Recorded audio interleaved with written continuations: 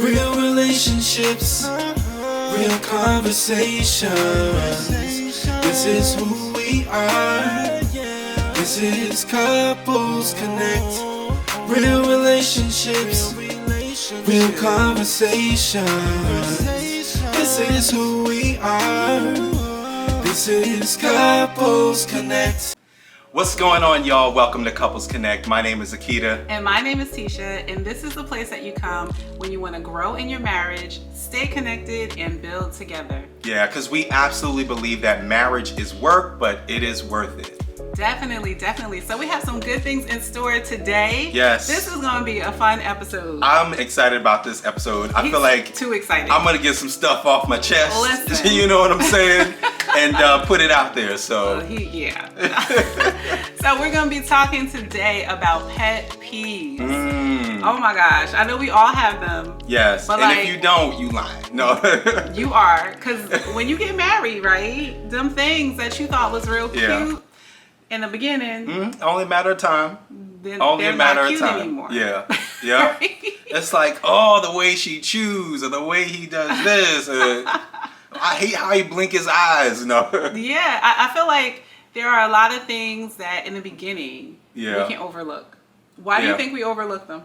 Because we're in the honeymoon stage. We got the pheromones and everything else going on that's clouding our vision. And two, if you have not lived with this person, you don't realize these things until you're waking up to them every morning. And you're like, oh, that's how you... No, just kidding. Right. That's how you... Yeah, that's happening again. Okay. All right, so pet peeves. Yeah. Let's define pet peeves for everybody, like what we're talking about. What is a pet peeve? My definition is something that is not necessarily like a deal breaker, but it's like something that you do normally or naturally that just annoys me, or that people can do. Like, I hate, my pet peeve is when people walk slow in front of me. Drive slow. Anybody moving slow in front of me. No, but that could be a pet peeve. It's just something that just annoys you, like, or irks your nerves. Right, and it doesn't necessarily mean that something is wrong with that person. No. It's just like how it impacts you, right, or how you feel about it. So you feel like pet peeves, are they based on your own like perception or your own experiences? Are they just like little things that just like get on your nerves? Yeah, I think it's a combination of a lot of things. It could be, how you grew up, and your brother could have been, rubbing your head or, giving you a noogie. They used to do noogies back in the day. Or what's the thing when they pull up your underwear? A wedgie. A wedgie. Yeah. Well, I think that's way past a pet peeve. But it could be little things that you grew up with that you hated, or it could just be the individual who's doing it that you don't like. Like, pet peeves, it could be, anything. Or bad habits. Yeah, bad habits. Like just, a habit that you've picked up, like, you shouldn't be doing it, or it's not a great thing, but you're just comfortable and used to doing it, and that's just like what you do. Right. So do you feel like pet peeves are something that you can change, or that there's something that, like, it's just a part of who you are? Yeah, I think, like, those bad habits you were talking about definitely should be things that you would want to change. You know what I mean? Or improve, like, if my pet peeve is you don't be brushing your teeth, like, you should be brushing your teeth, or you should be taking a shower. That's a problem. That's a problem. Like those types of things. But there are other things that, define who we are in our core. You know what I mean? Yeah. That it's just hard for a person to change. Like, that's who they are. And you gotta, put yourself in a position where are there some things that you have to accept, or some things that can be improved or worked on. Right. So we're going to use, for the portion of this conversation, we're going to use pet peeves as things that are not like intricately a part of who you are, like at your core, but just stuff that you just kind of do. That just gets on your nerves. Like, you really don't. Do you really have to do that? Do we today again? Like, for real? Again, over and over. And so that makes me think about this other question. When it comes to like the pet peeves that we're talking about, do you feel like there are things that your spouse should change for you? What, that I think that you should change Well, we're going to talk about what our pet peeves are. But yeah, do you feel like I mean, I guess I can answer my question too, but Yeah. do you feel like it's something that they should change to make life better? It depends on what it is. But I think there needs to be a conversation, and there should be some type of compromise. There are certain things that are deal breakers. You know what I mean? That's like, look, and you have to, realize what those things are. You should realize those things before you get married. What are your deal breakers? You know what I mean? But if it's not a deal breaker, then it's just something you can compromise on, and it may just be who that person is. And so one of the things that I love about marriage is that it absolutely shows you who you are, right? So the things that you might do just like out of habit or just a little annoying things that you don't think anything of because it fits perfectly into your world and the things that you do. Yeah. Your spouse will expose those things for you. Why are you and tapping give you me? the opportunity to adjust or to see yourself in a different way, right? Yes. But marriage is about bettering each other. Yeah, it's definitely a process in growing and evolving who you are. Yep. Right. And then I think understanding those things that make you unique. Yes. Yep. You know what I mean? That's your person has certain quirks about them, So there might be some stuff that, like you said, you just may have to say that's just who they are, and that's just my, like, what's that meme when they say, oh, that's your man? It's like, I'm gonna stick beside him. That's who you with. So she just gonna have to stick beside me, or I'm gonna have to stick beside her. So yeah, so true. So we are going to dive deeper in this conversation. I know y'all probably wondering what are the pet peeves, and listen, yes, we going how many you have into. Listen, we don't have enough time on this show to talk about. No, I'm just kidding. I don't have as many as he has. I'm joking. But I got a few. Tell the truth. I got a few in my pocket. We're going to talk about those things. We're going to talk a little bit more about how those pet peeves, they also kind of make our relationship. Yeah. You know what I mean? I think those could be the unique things to us. Yeah. But we're going to talk more about that after this commercial break. We'll be right back with pet peeves and how you move past them. I can't wait. We'll see y'all soon. Welcome back, guys. So we are talking today about pet peeves. Yes. And your boy over here wants to go first. I did not say that. No. She just appointed me to go first. He apparently has this long list of pet peeves that he has. I'm joking. I got a few. I got two. But we're going to talk about them. So, if you're just tuning back in, we're talking about pet peeves and how some of the things that we kind of thought was cute in the beginning are no longer cute when you get married and you see them every day happening. And then you find out little new things, throughout the course of your marriage. And so we're talking about pet peeves and how you can move past them. But first, let's talk about the pet peeves. Let's get Spill into your it. beans, Let's get into it. So one of my pet peeves is my wife. I love my wife, but she has a habit of taking a seltzer bottle or taking a water bottle, drinking like half of it, and then leaving it on her dresser right by her bed. And before the week is over, it's like a forest of cans, bottles, canteen. No, but not canteens, but the mugs. The little ones that you take with you that keep your water hot, cold or whatever. Yeah. She has that all over her desk, and it's like sitting there for like a month. I be thirsty before she takes it downstairs. Listen, I be thirsty. So what happens is I have to put the seltzer inside of the water bottle. That's what it is, the water bottle. And so when I get the can, I'll pour the can inside the water bottle, and I drink from the water bottle, and then the can is there. But it's sitting there, and it's like, I take my stuff downstairs, I throw it in the garbage, I clear my space, so it can at least be presentable. But you would have thirsty. Everything there, all these bottles, all these cans, and you're just sitting there. So what happens when you have younger kids and you're like, such and such, bring me up a seltzer water. Right. And I just drink so much of it. It's so good to me. I don't know. Yeah. No, I love seltzer too, but I don't know what's up with the bottles. Yeah.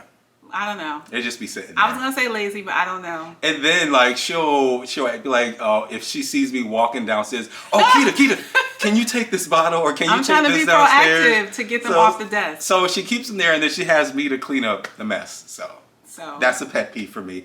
We'll change directions to you, and you can give me what your pet peeve.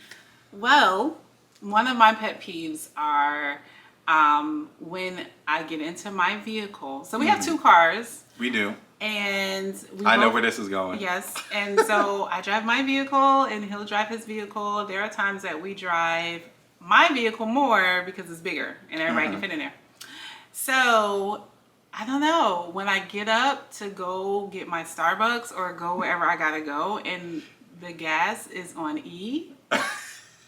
I'm working on it, y'all. It's like a problem. I'm like, did you not see on it. the thing? No, like every time? Yeah. I mean, first off, I'm not driving my car, so I don't really pay attention to it. But I do have to get better at that. I do got to get better at that. He does. I will give him little brownie points because he has made a little effort since I said something. But look, okay, so question to you guys, and I guess question to you too. When the pet peeves start happening, do you say something? Because I feel like the gas thing been happening for a long time. I just recently started saying something about it. And I don't feel like you've, other than the other time when we were kind of talking about pet peeves, I don't think you've never really said anything about these bottles before. Oh, I've said stuff about the bottles. We have video footage. One of our older clips. That's what I'm saying. Prior to that. Oh, no. I mean, I don't constantly say it. As long as I put it out there. But I haven't like recently said anything about it. So I think that's interesting because there will be things that annoy us that we don't speak on. She speaks on all of it. No, the gas thing I waited. You forgot now to put gas. I do. You forgot to put gas. Because I feel like if you don't speak on it, if you don't know that it's annoying me, how will you ever stop doing it? Yeah. But there was a long time period where I didn't say anything. Okay. I mean, do you say something about every time? No, I mean, you just look at them. I just look at them and I shake my head. I'm like, these darn bottles, again, sitting on this dresser. I'm guilty. When are we gonna, come on, when are we gonna do better? I'm putting my head down in shame. Yes. I don't know. I don't know. Okay, go ahead. Yeah. What's your other pet peeve? My turn. So, this is actually something that recently happened. And my wife does this, Tisha does this all the time. Her timing is a little, it could use improvement. The timing could use improvement. She will wait, like for instance, last night, I went to the restroom. It was like 2:00 in the morning.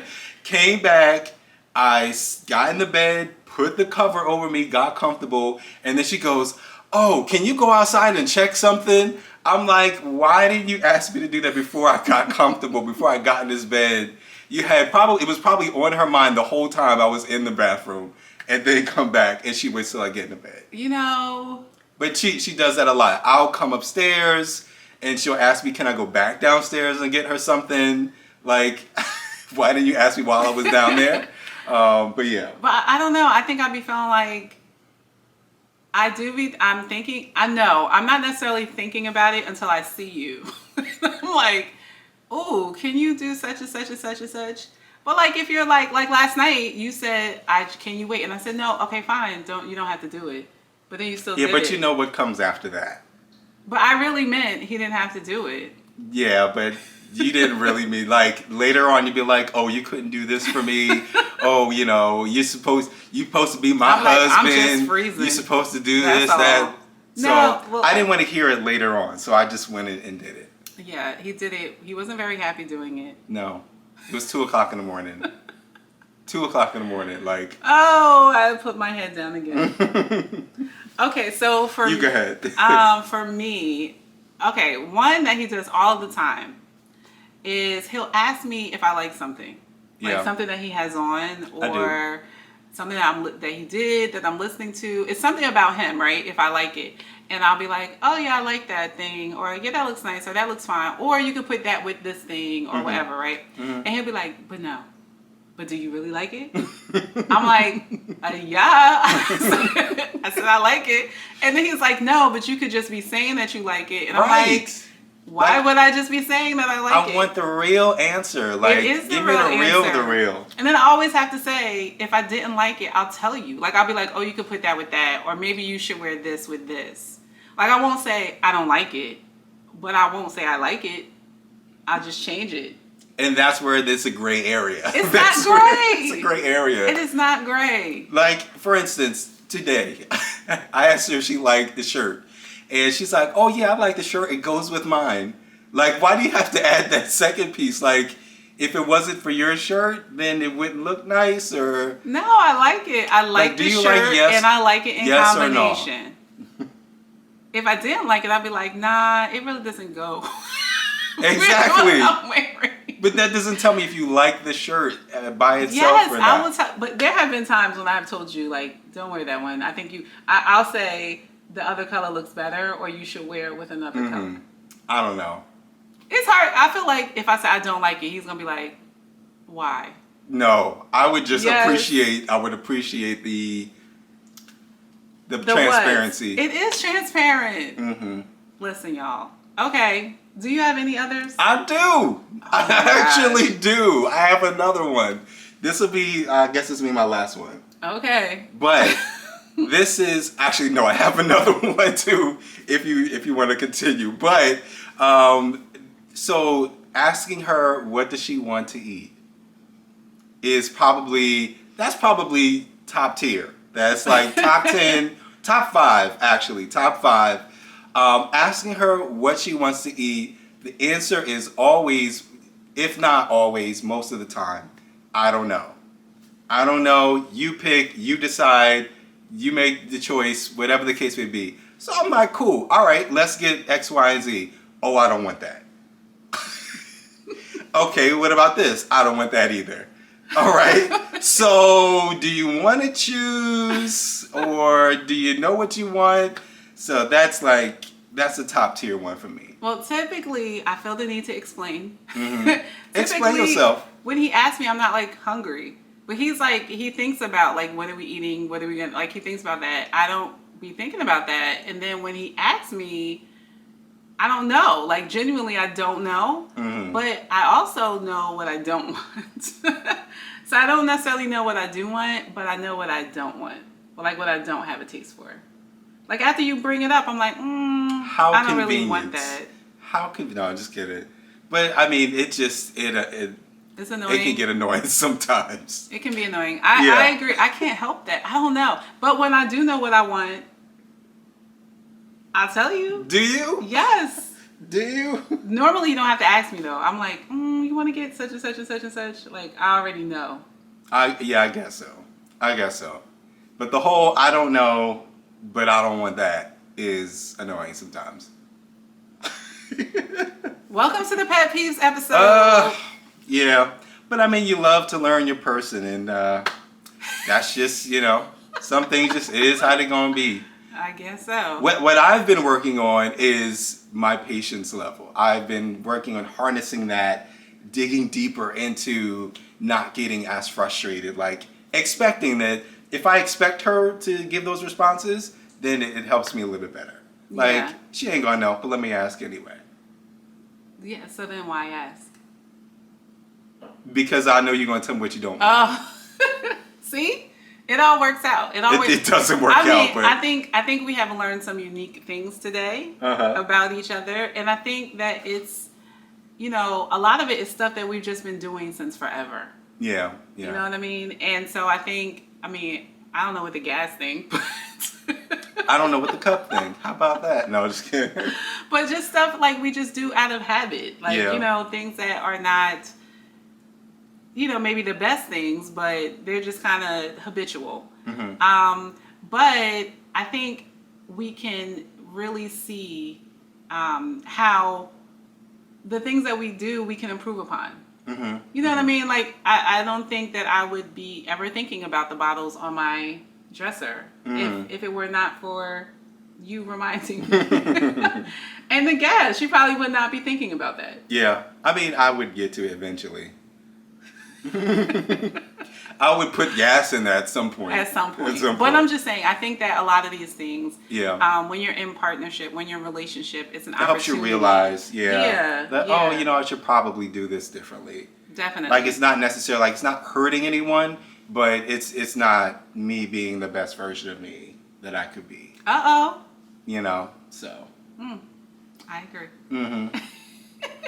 So let's talk a little bit about some of our recommendations Yeah. for how to move past pet peeves, how to deal with them, how to not be... Kind of change the narrative Yes. a little bit. Change your Yes. mindset about it. Definitely. So we know that these pet peeves can happen all of the time, like all throughout the day, and those days can turn into weeks and months, and it can just become something that can be really frustrating to you. So one of our suggestions is take time daily to write down the things that you're grateful for about your spouse. Yeah. The things that you're thankful for, or just take time to write them out and then revisit them daily. I used to have a little notebook in my car where I had taken the time to write down all the things that I was grateful for. And then when something like an annoying pet peeve happened, I would pull out my little book and be like, oh, that's right. Like, but, let me remind myself. Let me remind myself. But he does this so well. Yeah. Like, this is so good, you know? And so that has really been helpful for me to like shift my perspective, because I think we can get really focused on the negative. Like, it's easy to focus on the negative, the annoying, and stay there. Yeah, and it's really about, you know, we have to change the way we think about the things that we're taking account for. You know, people say, oh, you shouldn't take score, you know, you shouldn't keep track and those types of things. I absolutely believe that you should keep score. I absolutely believe that you should keep track. The thing that's different is that it's not the way that you think of keeping track or keeping score. You should definitely keep score of the things that your spouse does well, the things that you appreciate, the things that make you happy, the things that make you enjoy your relationship together. This way, that kind of, like you said, it transitions and it builds gratitude. It builds an appreciation for what you both are putting into this thing. And it changes your mindset. It kind of resets it to think on the positive things, because your spouse is not the sum of the pet peeves. Oh, that was good. Your spouse is not the definition of leaving bottles on the table or forgetting to put gas in the car. Right. That's not who I am as a person. That's just one area of my life, and we get distracted, and we that covers like our whole spouse, and we forget to look at all the other amazing things that our spouse brings to the table. I think you said that so well, because I think of like times of frustration where other things maybe have been going on, like with work or just kids or family or whatever, and then you get in a car and it's on empty, and then it's just like, you know what I mean? And so instead of like, it's easy to just, like you said, make that the sum of the person, but really it's all the other things that are happening. And I think that we just have a way of maximizing the negative and minimizing the positive. Did I do a thing? Say it now. You better go ahead. Maximize and minimize. That's right. Yeah. But I mean, and like I said, that keeping score of the positive things definitely helps to promote maximizing the good things. Right. You know, the things that you should be appreciative. Yeah, gratitude definitely goes a long way. I think we don't give it enough credit. Right. And we don't do it enough. We don't. We don't do it enough. I know recently I've started waking up in the morning, starting out with gratitude, because it sets not only the tone for your day, but it's also going to set the tone for your marriage. It like, will. imagine if like you were just like, wow, he really does this great. Wow, we really did have a great time doing this. How that is going to change the dynamic for the whole day. Yeah. Even when those other things come. That's right. Yeah. Because things are going to come regardless. You know what I mean? And we have a choice to make. We could either let those things dictate our day and our mood, or we can look at the positive things and sit on that gratitude piece a little bit more, so that we have a different outlook on our spouse. Your spouse looks differently when you have gratitude. They smell different. They feel different. They sound different to you when you have that gratitude in place. Yeah, and it's also what you're replaying in your mind, what you're thinking on. Yeah. So a man thinketh so he is. Yep. Right? So like what you're thinking on is the thing that is going to dictate how you feel. Yep. It's going to dictate how you move. It's going to dictate how you respond. And Yep. we know that can just be a ricochet effect. Yeah. You know, however you're responding, your spouse is going to react to the response that you give. And so I think... And then on top of that, not to cut you off, but on top of that, you know, so a man thinketh, so is he. But it also talks about the things that you should think about. Oh, that's true. Think about things that are holy, things that are righteous, things that are good. It gives you the blueprint right there to keep that score of those positive things, of the things that's going to encourage your marriage and push your marriage in the right direction. Think on those things. You know what I mean? Because it knows that what's in your mind is just what's going to create the reality that you see outwardly. Right. So good. So this is the work. Yes. Y'all know that we That always takes, talk about you gotta marriage process. is the work. Right. You have to, this is an intentional behavior. It is. It right? really is. Yeah. And it's not, you're not going to get it right the first time. Like Yep. we are still working on it. Mm-hmm. We're still working on it. It's a daily work. It's a daily choice. Yeah. And, but you are the better for it. You know, you guys are the better for it. And you want to allow the positive thoughts, the gratitude thoughts to have more weight in your mind, in your space, in your energy. People are like, I'm reclaiming my energy. I'm reclaiming my peace. I'm reclaiming my space. Yeah. Reclaim your positivity. Okay. Yeah. 'Cause you Reclaim married your to the marriage. person. Yeah. Reclaim your marriage, you know, by doing these things and having this positive outlook. Yeah. And I think one more thing to add to that is that there are some things that make your mate unique. Yes. Right? There are some things that also create experiences. Mm-hmm. These things also create levels of connection that maybe you wouldn't necessarily have. I mean, you guys know now about the bottles because we're sharing it on TV, right? But Right. like everybody else doesn't know about the bottles. That's something that we have. And we're not sharing everything. We still have Right. things that we have. But even seeing it that way. Yeah. Yeah. Like, you know, right. when I call and I send a picture of the empty gas in the side. But you know. I think it also speaks volumes of the love that we have for each other. And you guys can probably relate to that too. But, you know, it's one thing for me to love you when things are going well. It's one thing for me to love you when things are perfectly set up. You've said the right things. You've done the right things. It's easy for me to love you. But what does it say to your character of your love when you can love me in spite of me forgetting the gas? You know, when things are not as easy, when things annoy you, like that just shows a stronger depiction of the love that we have for each other as well. So. And then that in turn, so let's just say, perfect scenario, Mm-hmm. let's just say I get in the car and there's no gas in there, but you like wanted me to do like a McDonald's run for you for coffee. Yeah. And even though there's no gas and I now have to go to the gas station, Yeah. I still get the coffee and I still bring it back. Yeah. What does that do for you? I mean, that just speaks volumes of what your desire to want us to work out and to do well together, and your love for me, all of those things. And does it encourage you to put gas next time? Oh yeah, that too. Hopefully it does that too. Yeah. But you know what I'm saying? Because it's like a softer... It is. And I think that, so us, you know, loving in spite of does not give, I do want to say this, does not give the spouse the right to not do better the next time. I think we both have a responsibility, and it would be my responsibility to make sure that I put gas in the car, to make sure that it's top of mind and stop forgetting about it, you know what I mean, and work on that. So I still have that responsibility to improve and be a better husband. So I don't want to take away that aspect of it. Yeah, so this was a good conversation. Yeah, I mean, I feel it's therapeutic for me because I got to let some things shed out. It out. He got to let it off his chest. That what you want for dinner thing is like, that was sitting on my heart for a while now. No, but I think this was an amazing episode. And we're not done.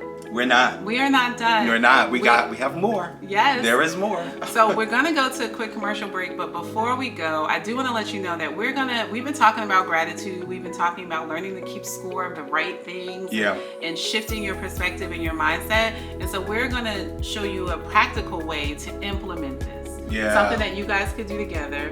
that'll help you connect, but also help you build this new skill. Yeah, this is really going to help you change the dynamic of how you think about your marriage and improve it for the better. So y'all stay tuned. We are going to go to a quick commercial break.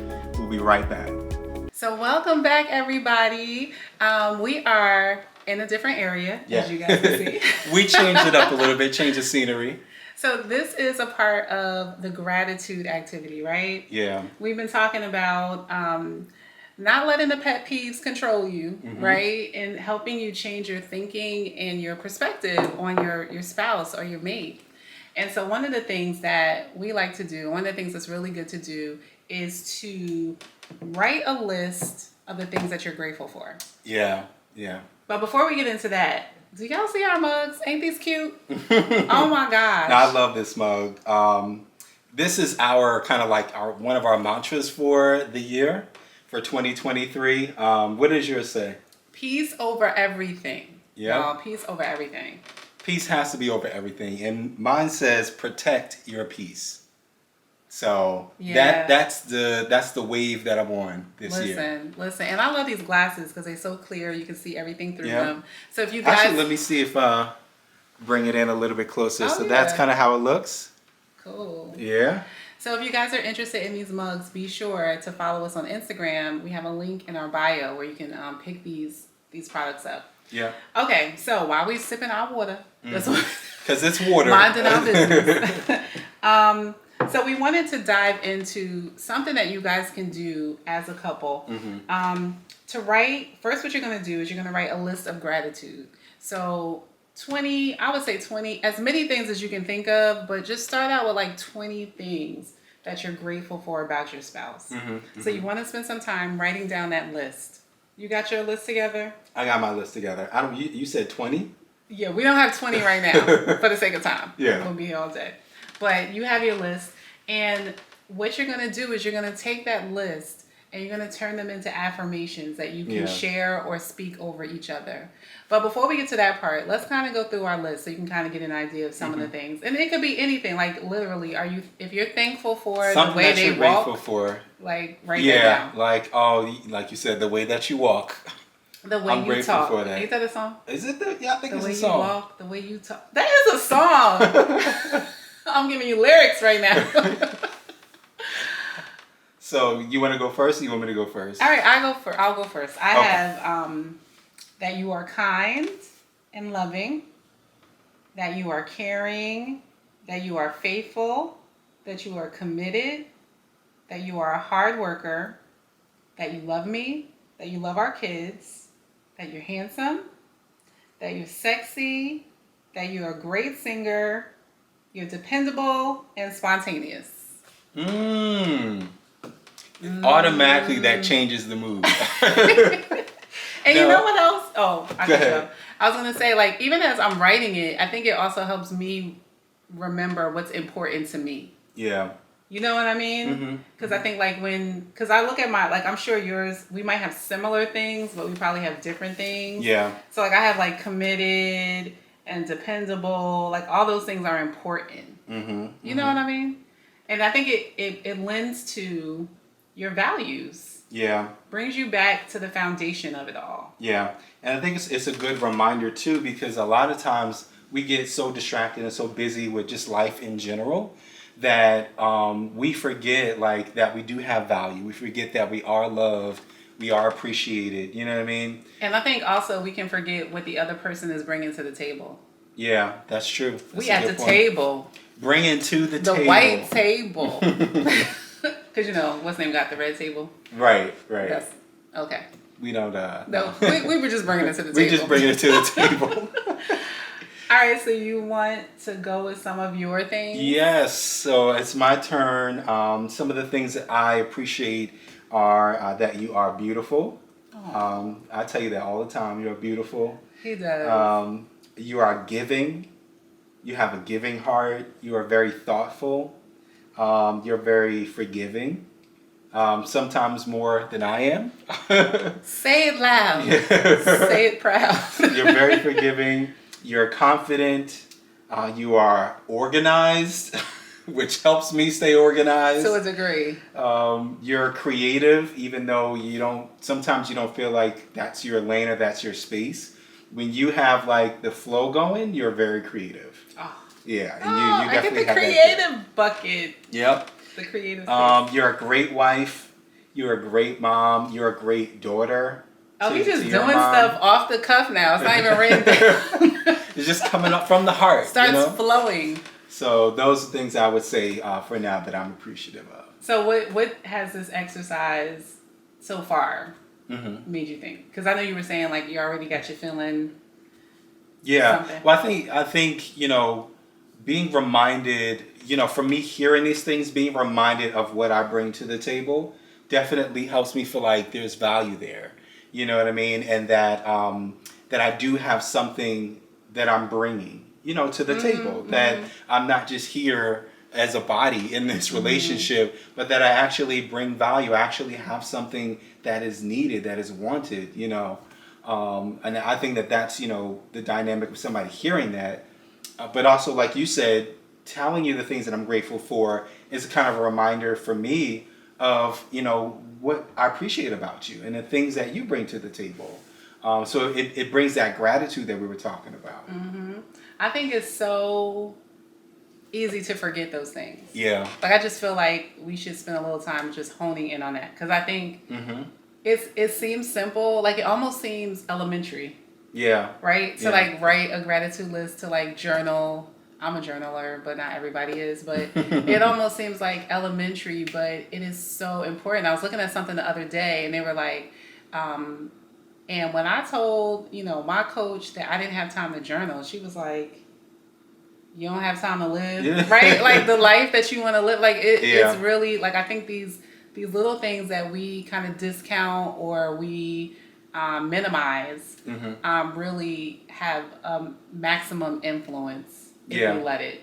And I need to get better at journaling because I know like even like through therapy and coaches and everything like that, those people who help develop your life, they always talk about journaling, putting it on paper, writing it out. So I definitely need to get better at that. But it's a great reminder of certain things, to keep you grounded, to keep you focused, keep you clear, keep you clear-minded. Yep. So I think so many things can happen, and we could get bottled down with everybody's thoughts, everybody's perspective, our own feelings. Yeah. And we can lose the clarity in it. Yeah.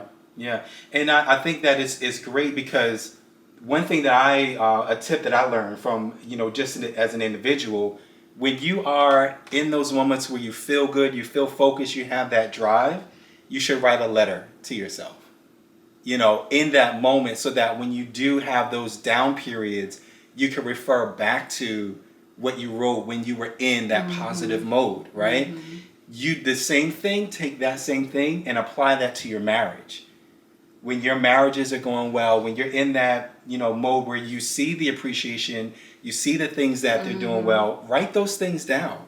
Write a letter to your spouse, write a letter to your marriage so that when you have those patchy periods, you can go back to that letter and what you wrote down and kind of remind yourself of, why behind it all. So I'm all thinking, I'm like, I need to journal about how he got this personal chef for my birthday. Because people be forgetting. Did a great job. Okay. Yeah, that is true. Because people be forgetting. You do. So let's move on to the second part of this exercise. I was about to say assignment, but we don't want to make it sound like work. The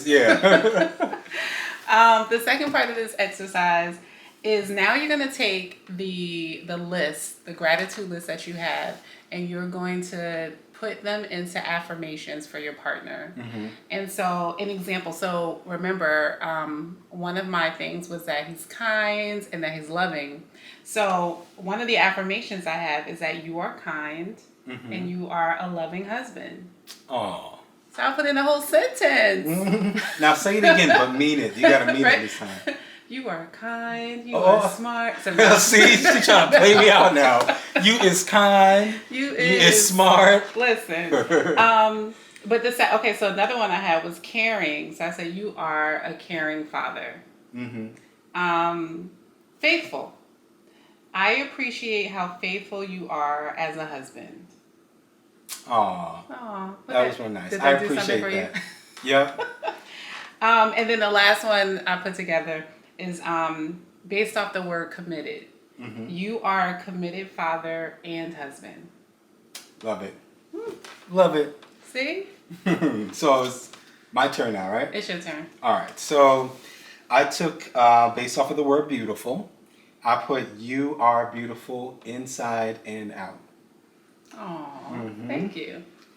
I have, based off of the word giving, I have you are selfless and giving.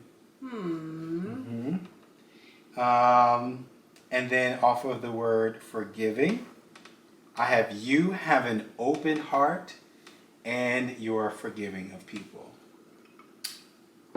Let it be known. So no. Thank you.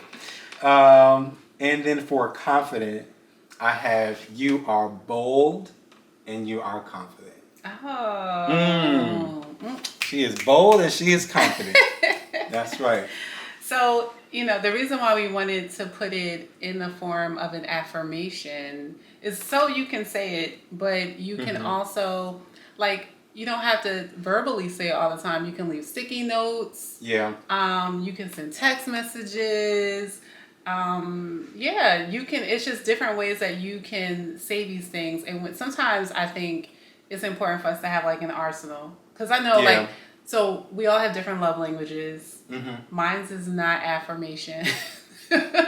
Right. So I think for me, it's a handy tool to be able to give affirmation or to be reminded to give affirmation. Yeah. And even if that's not your love language, I think it's still important to speak those things out into the existence and for your spouse to hear those things because words have power.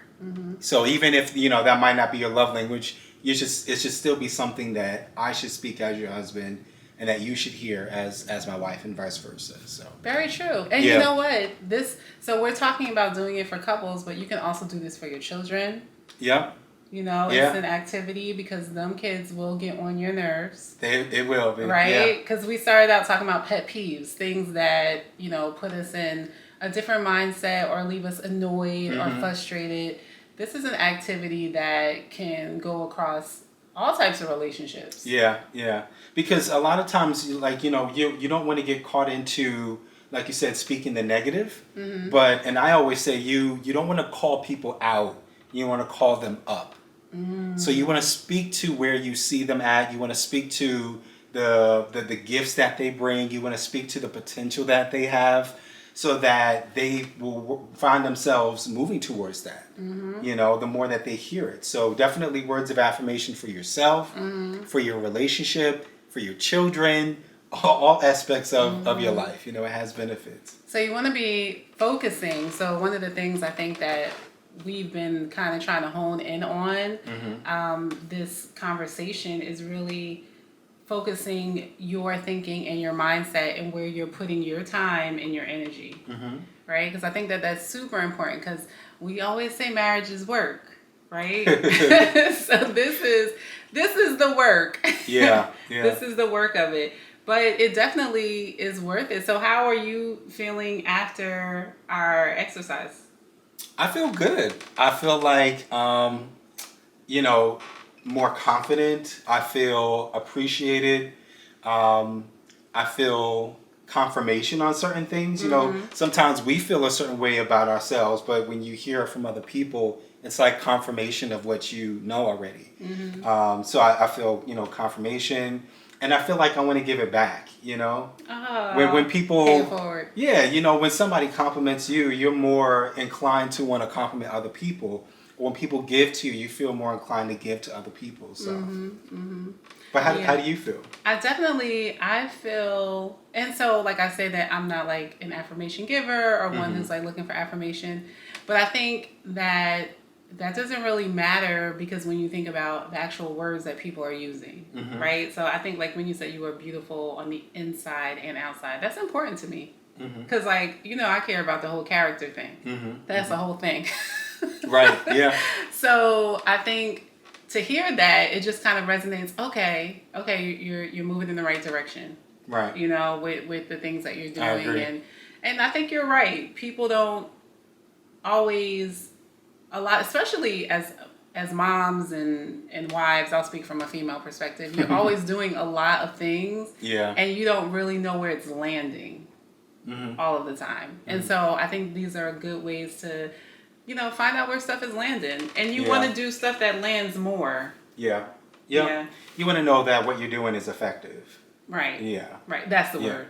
Landing. Effective. Landing of all the same things, all the things. So this has been a really good episode. We hope that you guys have enjoyed it. I know I did. I definitely love, you know, bragging on my spouse, bragging on my wife, telling her how beautiful she is, and you know all of the attributes of her. So this just gives me another opportunity. So be sure to follow us on Instagram, follow us on YouTube. Yeah. Yeah, and all those other platforms. And we will be here next week. Same time, same channel. Same channel. We'll see y'all. Hey Couples Connect fam, thank you for tuning into this episode. But guess what? The conversation continues. So be sure to subscribe to our YouTube channel for our live Q&A as we go deeper. And we would love to be a guest at your conference, or if you're interested in being a feature or possibly having a commercial slot on the Couples Connect show, y'all just email us at couplesconnect2020@gmail.com or scan the QR code. So we will see you in the next episode, and remember, stay connected and stay together.